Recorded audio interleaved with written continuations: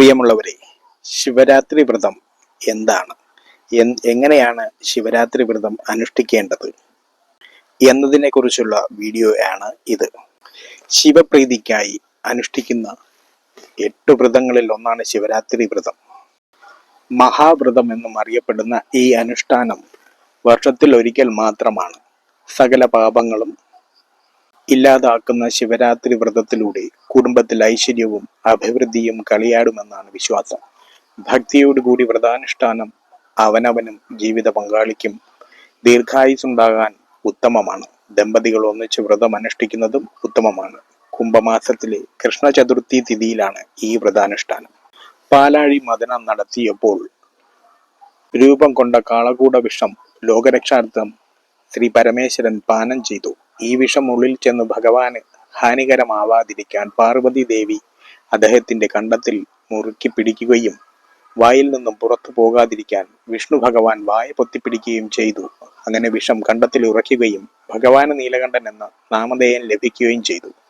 ഭഗവാന് ആപത്തൊന്നും വരാതിരിക്കാൻ പാർവതി ദേവി ഉറക്കമുളച്ചിരുന്നു പ്രാർത്ഥിച്ച ദിവസമാണ് ശിവരാത്രി. വ്രതാനുഷ്ഠാനം എങ്ങനെ? തലേന്ന് ഒരിക്കലൂടെ വ്രതം ആരംഭിക്കാം. തലേന്ന് വൈകുന്നേരം അരിയാഹാരം പാടില്ല.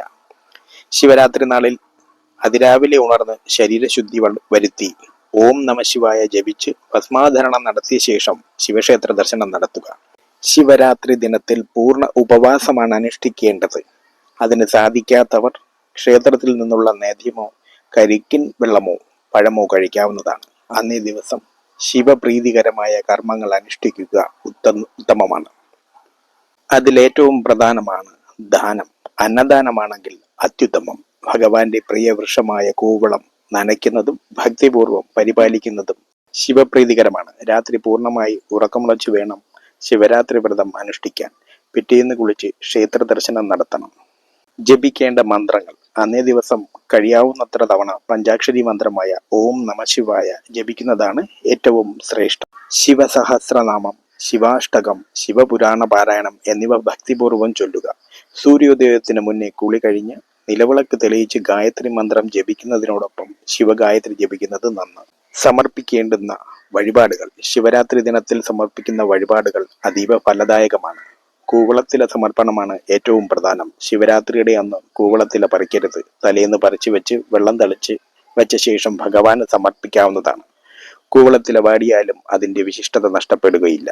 ഭഗവാന് കൂവളമാല സമർപ്പിക്കുന്നതും കൂവളത്തില കൊണ്ട് അർച്ചന നടത്തുന്നതും അതീവ വിശിഷ്ടമാണ്. പിൻവിളക്ക്, ജലധാര എന്നിവയും സമർപ്പിക്കാവുന്നതാണ്. ആയുർദോഷമുള്ളവർ മൃത്യുഞ്ജയ പുഷ്പാഞ്ജലി കഴിപ്പിക്കുക. ദാമ്പത്തിക ദുരിതങ്ങൾ അനുഭവിക്കുന്നവർ ഉമാമഹേശ്വര പൂജയോ ഐക്യമത്യ സൂക്താർച്ചനയോ നടത്തുക. സ്വയംവര പുഷ്പാഞ്ജലി സമർപ്പിക്കുന്നത് വിവാഹ തടസ്സം നീങ്ങാൻ സഹായകമാണ്. ശിവരാത്രി ദിനത്തിൽ വൈകുന്നേരം ശിവക്ഷേത്രത്തിൽ പുരുഷന്മാർ ശയന പ്രദക്ഷിണം നടത്തുകയും സ്ത്രീകൾ അടിവെച്ചുള്ള പ്രദക്ഷിണം ചെയ്യുന്നത് ഭഗവാനെ നമസ്കരിക്കുന്നത് നന്ന്. ശിവരാത്രി ദിനത്തിൽ ഭക്തിപൂർവം ശിവക്ഷേത്ര ദർശനം നടത്തിയാൽ നമ്മൾ അറിഞ്ഞും അറിയാതെയും ചെയ്ത പാപങ്ങൾ പോലും നശിക്കുമെന്നാണ് വിശ്വാസം. അന്നേ ദിവസം ബലിതർപ്പണം നടത്തിയാൽ പിതൃക്കളുടെ അനുഗ്രഹം ലഭിക്കുമെന്നും പറയപ്പെടുന്നു. എല്ലാവരും ഭഗവാനെ മനസ്സിൽ ധ്യാനിച്ച് ഓം നമഃശിവായ എന്ന് കമന്റ് ബോക്സിൽ രേഖപ്പെടുത്തുക. വീഡിയോ ഇഷ്ടപ്പെട്ടവർ ലൈക്ക് ചെയ്യുക. മറ്റുള്ളവരിലേക്കായി അറിവ് ഷെയർ ചെയ്യുക. നന്ദി, നമസ്കാരം.